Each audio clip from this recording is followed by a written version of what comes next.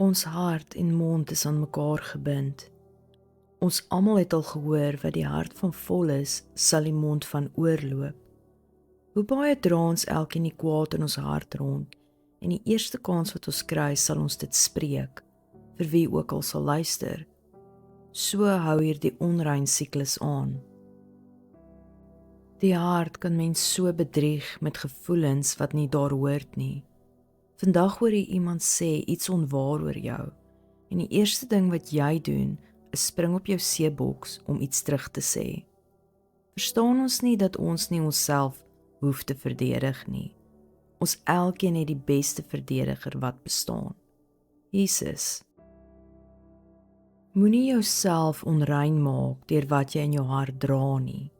Dis nie wat jy eet wat jou onrein maak nie. Dis daai aanstoot in jou hart wat jy nie kan laat gaan nie, wat jou hart 'n plek maak waar die Heilige Gees nie wil bly nie, 'n onrein tempel. Hou op om met 'n skindertong rond te loop. Jy veroorsaak net dat die Heilige Gees nie welkom voel in jou nie.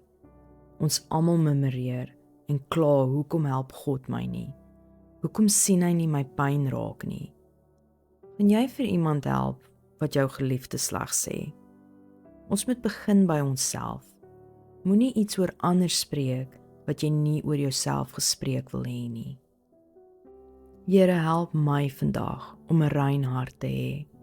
'n Hart wat nie vol van bitterheid en kwaad is nie, maar die liefde van Jesus.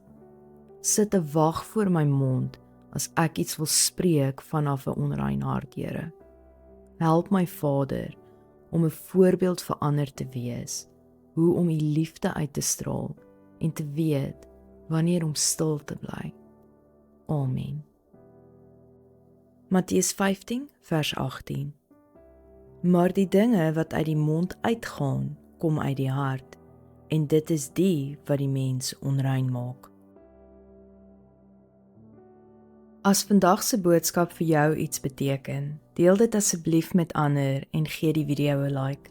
Ek hoor graag van jou. Los gerus vir my iets in die kommentaar. Smag soos 'n wildsbok is beskikbaar op YouTube en TikTok.